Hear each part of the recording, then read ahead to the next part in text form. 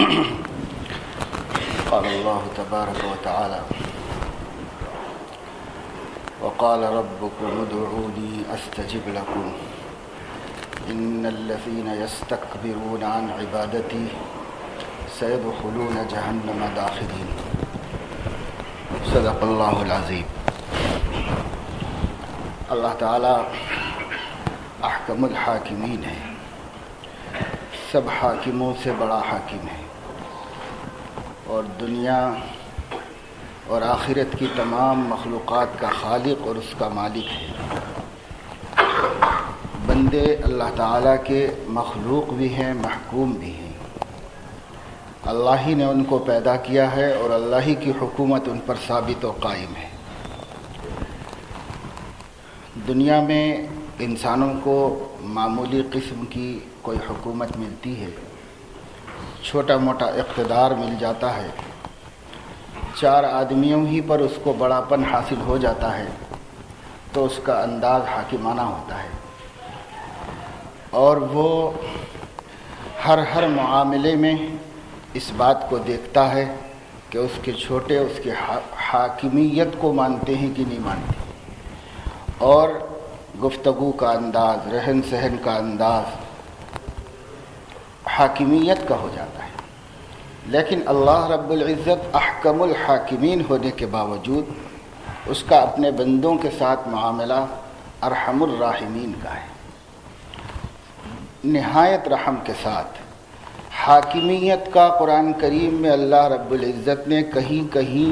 ضرورت کے مواقع پر اظہار فرمایا ہے۔ اکثر اپنے بندوں کے ساتھ گفتگو اللہ رب العزت نے شان رحمانیت کے ساتھ کی ہے، مہربانی کے ساتھ، کریمی کی شان کے ساتھ اللہ تعالیٰ نے معاملہ فرمایا ہے۔ نماز کا حکم دیا اللہ تعالیٰ نے، 50 نمازیں فرض کی گئی تھیں۔ آپ جانتے ہیں کہ اللہ کے نبی صلی اللہ علیہ وسلم نے اللہ تعالیٰ سے اس میں تخفیف کی خواہش کی تو اللہ رب العزت نے 5 کر کے 45 نمازیں کم فرما دی، اور پھر 5 پر حضور صلی اللہ علیہ وسلم نے اکتفا فرمایا۔ اللہ تعالیٰ نے اس کے ساتھ یہ فرمایا کہ میں نے 50 نمازیں فرض کی تھی، گو آپ کی سفارش سے 5 کر دی ہیں، لیکن اجر و ثواب آپ کی امت کو 50 ہی کا دوں گا۔ یعنی 5 اگر بندے پڑھ لیں پابندی سے تو گویا انہوں نے 50 کا حکم پورا کر دیا۔ اللہ نے اپنا حکم برقرار رکھا اور بندوں کے ساتھ رحمانیت کی شان کا ظہور فرمایا۔ اسی طریقے سے روزے کا حکم دیا تو اللہ رب العزت نے اس کے ساتھ یہ بھی فرما دیا کہ کما کتب علی الذین من قبلکم، گھبراؤ نہیں روزے کے حکم سے، تم سے پچھلے لوگوں پہ بھی فرض کیے گئے تھے تو انہوں نے رکھے تھے، اس سے ان کو موت نہیں آ گئی، اس کی وجہ سے ان کو کوئی دشواری نہیں آئی، انہوں نے اس عمل کو پورا کیا ہے۔ جب پچھلے لوگ کر چکے ہیں تم لوگ بھی اس کو کر سکو گے، کوئی فکر کی بات نہیں۔ اور ایام معدودات فرمایا، چند دن کی بات ہے، ایک مہینہ دیکھتے دیکھتے نکل جائے گا اور تم اللہ کے ایک فریضے سے فارغ ہو جاؤ گے اور اتنا بڑے اجر کے مستحق ہو جاؤ گے۔ تو اللہ تعالیٰ نے یہ نہیں فرمایا کہ روزہ 1 مہینہ رکھنا پڑے گا، اگر روزہ نہیں رکھو گے تو کھال کھنچوا دیں گے، جیل بھجوا دیں گے، یہ انداز نہیں اختیار فرمایا۔ سمجھانے کا، رحم کا، ترحم کا انداز اختیار فرمایا۔ حالانکہ اتنے بڑے کو کوئی ضرورت نہیں ہے کہ اتنی بندوں کی دلجوئی کے ساتھ اس کے ساتھ معاملہ کرے، لیکن اللہ رب العزت حاکم ہونے کے باوجود، بلکہ احکم الحاکمین ہونے کے باوجود اس شان کو استعمال نہیں فرماتے، اور اس کے مقابلے میں رحمان ہونے کی شان، کریم ہونے کی شان، مہربان ہونے کی شان کو استعمال فرماتے ہیں۔ یہ دلیل ہے اللہ تعالیٰ کے رب ہونے کی، اور یہ دلیل ہے اللہ تعالیٰ کے مالک ہونے کی، کیونکہ جو رب اور مالک ہوتا ہے، جو رب ہوتا ہے اس کے اندر شفقت ہوتی ہے، تربیت شفقت کو چاہتی ہے۔ اللہ رب العزت ہمارے رب ہیں، اس لیے اللہ رب العزت ہمارے ساتھ یہ رویہ اختیار فرماتے ہیں اور یہ معاملہ کرتے ہیں بندوں کے ساتھ۔ اگر رب ہونے کی شان نہ ہوتی تو پھر وہ اپنی حاکمیت ہی کا مظاہرہ کرتے۔ زکوٰۃ دینے کا حکم دیا، کہیں اللہ تعالیٰ نے اپنے راستے میں خرچ کرنے کو قرض سے تعبیر فرما دیا،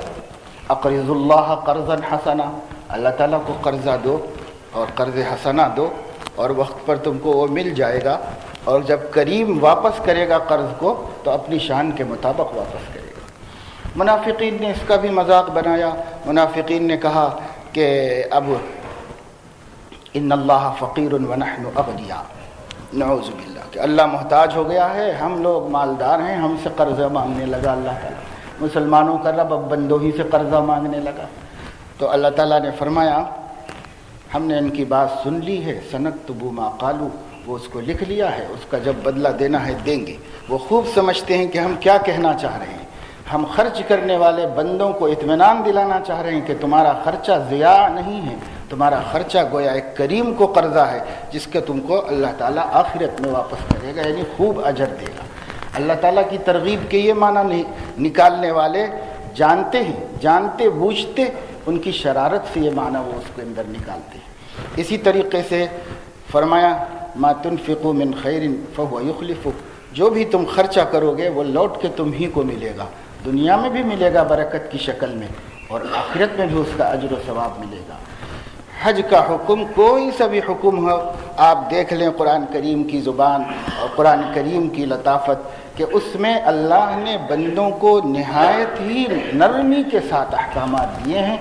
سمجھایا ہے، ترغیب دلائی ہے، ہمت بڑھائی ہے، تاکہ بندوں میں بندگی آ جائے۔ کیونکہ عموماً یہ ہوتا ہے کہ انسان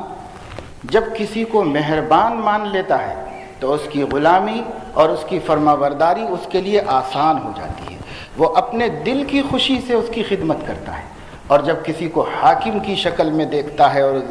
حاکمیت کو تسلیم کرتا ہے تو آگے اس کی جس طرح بھی بندگی ہوتی ہے وہ بندگی میں اپنی دل کی خوشی نہیں ہوتی، حاکم کی حکومت کا جبر ہوتا ہے جس کی مجبوری سے وہ کرتا ہے۔ اللہ اگرچہ کہ احکم الحاکمین ہے اور احکم الحاکمین ہونے میں کچھ بھی شبہ نہیں ہے، لیکن اللہ تعالیٰ چاہتے ہیں کہ بندے میری بندگی اپنے دل کی خوشی سے کریں، اس لیے ترغیب کے راستے سے ان کو لایا جا رہا ہے کہ تم جو کچھ بھی کرو اس میں تمہارا اپنا ارادہ، تمہاری خوشی کو دخل ہو، صرف اس مجبوری سے نہیں کہ اب اللہ کا حکم ہے بھائی پڑھنا ہی پڑتا نماز اس لیے پڑھ، اللہ کا حکم ہی ہے بھائی دینا ہے یہ تو اس کو مغرم سمجھ کے، بوجھ سمجھ کے زکوٰۃ دینا، اور اللہ تعالیٰ کی طرف سے ایک مجبوری سمجھ کے بھوکے رہنا صبح سے شام تک، کوئی عبادت تھوڑا ہی ہے۔ عبادت اس کو کہتے ہیں جس میں بندہ اپنے مالک کی عظمت کا معترف ہو کر اس کی بندگی کے فرائض کو بجا لائے۔ یہ اللہ اسی کی تربیت دے رہے، اور اسی کے لیے اللہ تعالیٰ اپنا انداز بدل کر کے حق رکھنے کے باوجود احکامات کو جاری کرنے کا، اللہ تعالیٰ احکامات کی شکل کے بجائے اللہ رب العزت اس کو اپنے بندوں کے لیے ترغیب کی شکل دے کر اس طرح ہمارے سامنے رکھ رہے۔ اللہ پاک کے انہی بہت سارے شان رحمانیت کی ظہور میں سے ایک شان رحمانیت یہ بھی ہے کہ اللہ رب العزت اگر چاہتے تو ہم سے یہ فرما سکتے تھے کہ دیکھو کسی بندے کو مجھ سے کچھ طلب کرنے کا حق نہیں، سب میرے پیدا کیے ہوئے ہیں، میرے محکوم ہیں، میرے مملوک ہیں، کسی غلام کو آقا کے سامنے کسی ڈیمانڈ کی مطالبے فرمائش کی کوئی حق نہیں ہے، تم کو بھی کوئی حق نہیں ہے کہ مجھ سے کچھ مانگو۔ لیکن اللہ نے ایسا نہیں کیا، بلکہ اللہ نے اپنے بندوں پر یہ کرم فرمایا کہ تم مجھ سے مانگو میں تمہیں عطا کروں گا۔ ادعونی استجب لکم، مجھ سے مانگو، مجھے پکارو میں جواب دوں گا، مجھ سے سوال کرو میں عطا کروں گا، مجھ سے مغفرت طلب کرو میں بخش دوں گا تمہیں، تم مجھ سے میرے نافرمانی سے توبہ کر لو میں تمہاری توبہ قبول کر لوں گا، تم مجھ سے دور بھاگ گئے ہو تو قریب آ جاؤ میں قبول کر لوں گا، سینے سے لگا لوں گا، تمہارے درجے بلند کر دوں گا اور تمہارے لیے کامیابی مقدر کر دوں گا۔ یہی نہیں جو تم نے برائیاں کی ہیں توبہ کے بعد برائیوں کو نیکی بنا دوں گا، حسنات سے تبدیل کر دوں گا سیئات کو۔ یہ سب اللہ تعالیٰ اپنے بندوں کو قریب لا رہے ہیں اور ان کی ناکامی سے ان کو بچانا چاہتے ہیں اور ان کو ترغیب دے رہے ہیں۔ شفیق باپ اپنے بچے سے یہ نہیں کہتا کہ اسکول جانا پڑے گا تجھے، نہیں جاؤں گا تو میں تیری پٹائی کروں گا سر، یہ نہیں کہتا، بلکہ یہ کہتا ہے کہ بیٹا اسکول جاؤ، ہم بسکٹ دیں گے، چاکلیٹ دیں گے، پیسے دیں گے تم کو یہ دلائیں گے وہ دلائیں گے، جاؤ پڑھو، حالانکہ اسی کے فائدے کے لیے، اسی کی نجات کے لیے، اسی کے نفع کے واسطے کر رہا ہے، مگر یہ ربوبیت کا تقاضا ہے، رحمت کا تقاضا ہے کہ شکل یہ اختیار کی جائے۔ اللہ رب العزت بھی اپنے نادان بندوں کو شان ربوبیت کے ذریعے سے اپنے قریب فرما رہے، اپنے آپ اپنی طرف لا رہے ہیں۔ اللہ رب العزت مانگو میں دوں گا، بلکہ اللہ تعالیٰ دنیا میں انسانوں کا مزاج یہ ہے کہ وہ کوئی آدمی 1 سے 2 مرتبہ مانگتا ہے تو اس کی پیشانی پر بل آ جاتی ہے۔ اولاد کو بھی بار بار مانگنے سے باپ کو تکلیف ہوتی ہے، وہ جھجلا جاتا ہے، غصے میں آ جاتا ہے، لیکن ہمارے رب نے ہم سے فرمایا، نبی کریم صلی اللہ علیہ وسلم خبر دے رہے ہیں، من لم یسأل اللہ یغضب علیہ، جو اللہ سے مانگتا نہیں تو اللہ کو غصہ آتا ہے، نہ مانگنے والے پہ غصہ آتا ہے، مانگنے والے سے خوش ہوتا ہے۔ ایسا کریم دنیا میں کہیں نہیں ہے جو مانگنے والے سے خوش ہوتا ہو اور نہ مانگنے والے پر غصہ ہو جاتا ہو، ناراض ہو جاتا ہو۔ اللہ تعالیٰ نہ مانگنے والے پر ناراض ہوتے ہیں اور مانگنے والے سے بہت خوش ہوتے ہیں۔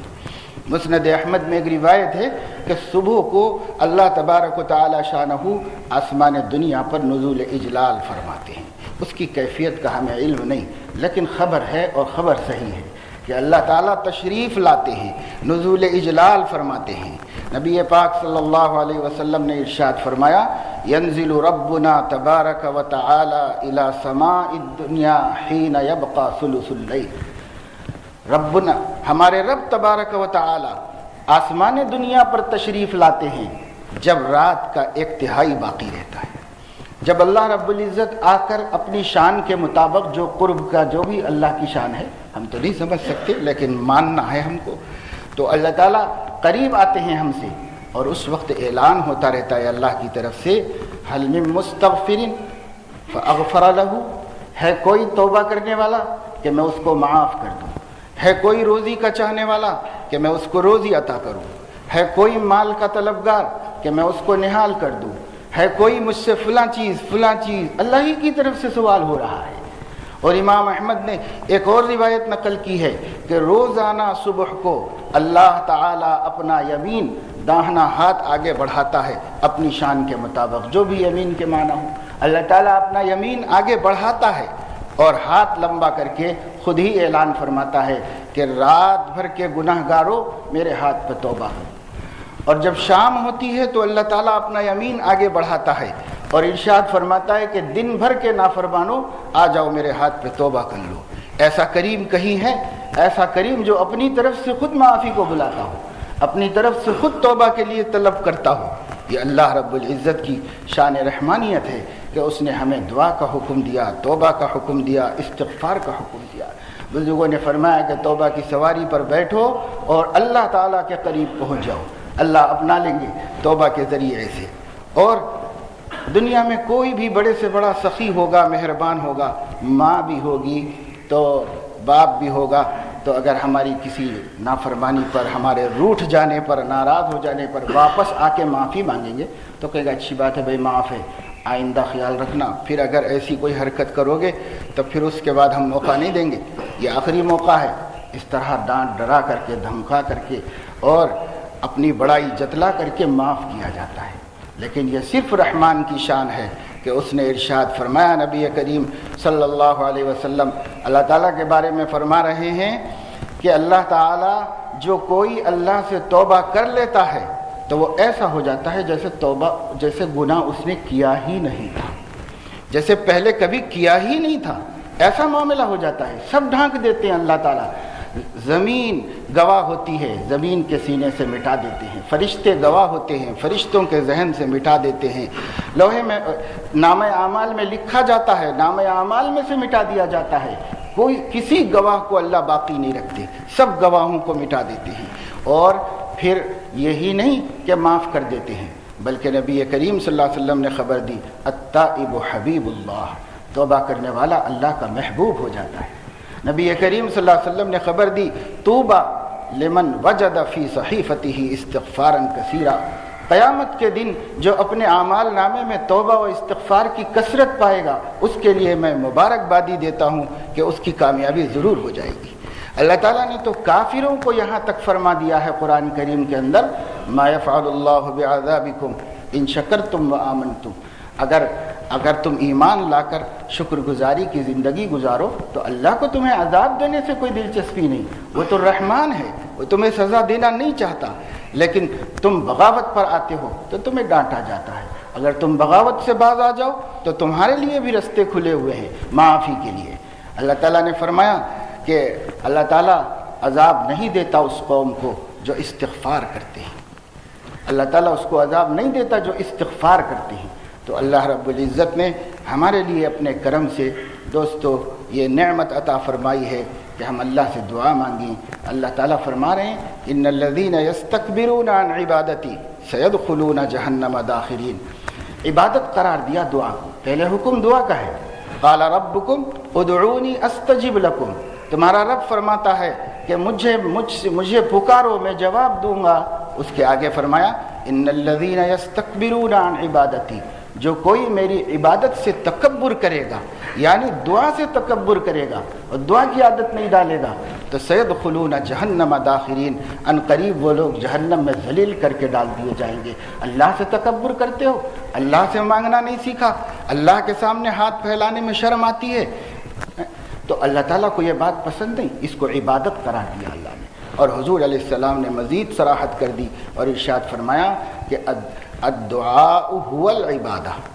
دعا ہی عبادت ہے، اور فرمایا کہ حضور صلی اللہ علیہ وسلم نے الدعاء مخ العبادہ، دعا عبادت کا مغز ہے، اور دعا ہی فی الحقیقت عبادت ہے، کیونکہ عبادت کی حقیقت تضرع و عاجزی و مسکنت اور چھوٹے پن اور احتیاج کا اظہار ہے، اور سب سے زیادہ جب آدمی مانگتا ہے تو تب اس کی یہ حالت ہوتی ہے، تو اللہ کو یہ حالت بندے کی بہت پسند آتی ہے اور اس پر اللہ تعالیٰ مہربان ہو جاتا ہے اور متوجہ ہو جاتا ہے۔ آج میرے دوستوں اور بزرگوں، دعاؤں کا اہتمام ختم ہوتا جا رہا ہے۔ پہلے دعائیں کرتے ہوئے گھر میں عورتیں نظر آتی تھیں، بڑی بوڑھیاں مصلے پر بیٹھ کر اللہ کے سامنے لمبی دعائیں کرتی تھیں، بچے دیکھ کر دعا کرنا سیکھتے تھے، وہ ہاتھ پھیلانا سیکھتے تھے، گھروں کے اندر اس کا رواج تھا۔ اب تو ایسا ہو گیا ہے کہ ہمارے بچے نماز فرض کے بعد بھی 1 منٹ کی دعا نہیں مانگتے، آدھے منٹ کی دعا نہیں مانگتے، یوں سلام پھیر رہے ہیں اٹھ کے چلے جا رہے ہیں، حالانکہ اللہ کے نبی صلی اللہ علیہ وسلم سے پوچھا گیا ای الدعاء اسمع، اے نبی سب سے زیادہ مقبول و مستجاب دعا کون سی ہوتی ہے؟ حضور علیہ السلام نے فرمایا دبور کل صلاۃ مکتوبۃ، ہر فرض نماز کے بعد کی دعا سب سے مقبول دعا ہے۔ ہاں البتہ نبی پاک صلی اللہ علیہ وسلم فرضوں کے بعد زیادہ لمبی دعا نہیں کرتی تھی، اختصار کے ساتھ کرتی تھی، پھر نفلوں اور وظیفے کے بعد لمبی دعا کرتی تھی۔ تو ہمارے لیے بھی یہی ہے کہ مختصر سی دعا فرض کے بعد مگر ضرور مانگنا چاہیے۔ اللهم انت السلام ومنك السلام تباركت يا ذا الجلال والاكرام اللهم لا مانع لما اعطيت ولا معطي لما منعت ولا ينفع ذا الجد منك الجد۔ اس طرح کی چھوٹی چھوٹی دعائیں فرضوں کے بعد نبی سے بھی ثابت ہیں۔ اور پھر اس سے ہٹ کر جب آپ نے اس کو قبولیت کی گھڑی فرمایا ہے تو اس قبولیت کی گھڑی کی فضیلت کا کیا مطلب ہے؟ کتابوں میں لکھ کے رکھ لو، توغرے بنا کے لگا لو۔ فضیلت بتانے کا مقصد کیا ہوتا ہے؟ عمل پہ ڈالنا مقصد ہوتا ہے۔ فضیلت اس لیے بتائی گئی ہے کہ یہ وقت قبولیت کا ہے، اس میں دعا کا اہتمام کرو، لیکن دعا کا اہتمام آج کل ہوتا نہیں، اور دیکھا دیکھی اور بہت سارے لوگ اس کی طرف توجہ نہیں دے رہے۔ کاہلی کی وجہ سے ہمارے بہت سارے نوجوان نمازی بڑی مشکل سے ادا کرتے ہیں، اور دعا اور وظیفہ اور تسبیحات اور اذکار نماز کے بعد کے اذکار احادیث صحیحہ میں اتنے وارد ہوئے ہیں کہ کم از کم اس میں سے 2-3 کا تو اہتمام کر لینا چاہیے نماز کے بعد کے اذکار کا، تو اس کا بھی اہتمام نہیں کرتے اور دعا کا بھی اہتمام نہیں کرتے۔ وجہ یہی ہے کہ ایک بوجھ سمجھ کے فرض کو ادا کرتے ہیں، اسے شوق کے ساتھ ذوق کے ساتھ اللہ سے محبت ہو جائے، اللہ کے گھر آئے ہیں، اللہ کے سامنے بیٹھے ہیں، اللہ سے مانگ رہے ہیں، اللہ سے تعلق ہو جائے۔ اللہ قانونی تعلق کافی نہیں اللہ تعالیٰ سے، اللہ تعالیٰ سے جذباتی والہانہ محبت ہونا چاہیے، اللہ تعالیٰ سے جذباتی تعلق ہونا چاہیے۔ اللہ تعالیٰ سے ہم صرف قانون کا تعلق رکھے ہوئے ہیں، اللہ تعالیٰ قانون کا معاملہ کر رہے ہیں ہمارے ساتھ۔ اگر اللہ ہم سے بھی قانون کا معاملہ اللہ بھی کرنے لگے تو ہم کہیں کے نہیں رہیں گے، ایک منٹ زندہ رہنے کے قابل نہیں ہیں۔ اگر اللہ تعالیٰ ہم سے قانونی معاملہ کرے تو اللہ ہم سے قانونی نہیں کر رہا ہے، رابطے کا، محبت کا، رحمت و رافت کا معاملہ کر رہا ہے۔ ہمیں بھی اللہ کے ساتھ محبت کا جوڑ لگانا چاہیے، محبت کا رشتہ لگانا چاہیے، جی لگنا چاہیے، مسجد میں، سجدے میں، دعاؤں میں، آہوزاری میں، خدا کے سامنے ہاتھ پھیلانے میں دعا لگنا چاہیے، جی لگنا چاہیے ہمارا۔ میں ایک مرتبہ رمضان شریف میں ہمارے ایک دوست کے گھر میں گیا، گھر کا ماحول اچھا ہے ماشاءاللہ، دین کا تعلیم کا، دعاؤں کا، نمازوں کا ماحول ہے، تو ان کا ایک بچہ ذہنی معذور ہے۔ افطار میں ہم لوگ بیٹھے کھانا کھانے کے لیے، تو وہ بچہ بیٹھ کر کے باپ سے میٹھا کھانا چاہ رہا تھا، میٹھا مانگ رہا تھا۔ تو باپ نے کہا پہلے کھانا کھاؤ اس کے بعد دیں گے، اور ہمارے ساتھ باتوں میں مشغول تھے۔ اس نے پھر تھوڑی دیر کے بعد مانگا، تو کہا کہ پہلے کھانا کھاؤ بیٹا، کھانے کے بعد میں دیں گے سب کے ساتھ۔ تو پھر اس کے بعد وہ خاموش ہو گیا، ہم بھی اپنی باتوں میں کھانے میں لگے رہے۔ پھر میں نے دیکھا کہ وہ بچہ بھی بیٹھا مانگ رہا تھا، گیا کہاں؟ تو میں نے دیکھا کہ وہ دیوار کی طرف پلٹ گیا ہے، اور دیوار کی طرف پلٹ کر 2 ہاتھ اٹھا کر اللہ تعالیٰ سے مانگ رہا ہے کہ اللہ وہ میٹھا نہیں دے رہے، مجھے میٹھا دے دیجیے اللہ تعالیٰ۔ حالانکہ ذہنی معذور ہے، یہ گھر کے ماحول کی برکت ہے کہ گھر میں اللہ سے مانگنا دیکھتا رہا بچپن سے، تو ذہنی معذور ہونے کے باوجود اللہ سے لینا آ گیا اس کو۔ آج ہم لوگ اتنے بڑے بڑے عقل مند ہیں اور اللہ سے لینا نہیں آیا، ساری تدبیریں سوچیں گے، اس سے اس سے اس سے اس سے، اثر رسوخ سے، تعلقات سے، پیسے سے، سفارشات سے، لیکن اللہ سے لینا ہمارے اندر نہیں آیا، اللہ سے مانگنا ہمارے اندر نہیں آیا۔ شیخ عبد القادر جیلانی رحمۃ اللہ علیہ سے پوچھا گیا کہ توحید کی حقیقت کیا ہے؟ فرمایا جو کام سب سے اخیر میں کرتے ہو سب سے پہلے کرو۔ مجھے دین کی سمجھ میں نہیں آیا، تو فرمایا کہ جب تمہیں کوئی مشکل آتی ہے تو اپنی عقل والی ساری تدبیریں کر لیتے ہو، اور جب ہار جاتے ہو تو اللہ کے سامنے جاتے ہو، سب سے پہلے اللہ کے سامنے چلے جاؤ، یہ توحید ہے، اللہ کو ماننا ہے۔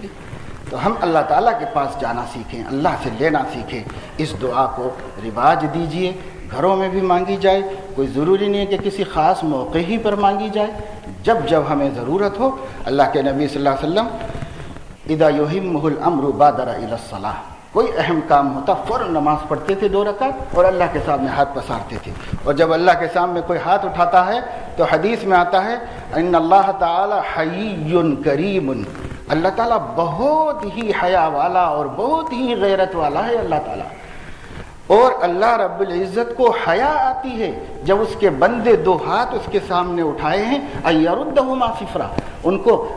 بغیر قبول کرے واپس کرنے سے حیا آتی ہے اللہ تعالیٰ کو۔ تو ہم اللہ سے لینا سیکھیں، اللہ تعالیٰ ہمیں توفیق دے، اللہ پاک ہمارے اندر عبودیت کی شان پیدا فرمائیں، ہمارے گھروں کے ماحول میں بندگی اور عبادت اور دعاؤں اور تلاوت اور ذکر کا ماحول اللہ پاک بنائے، اور اس کی فکریں کرنے کی ہم کو توفیق نصیب فرمائے۔ وآخر دعوانا الحمدللہ۔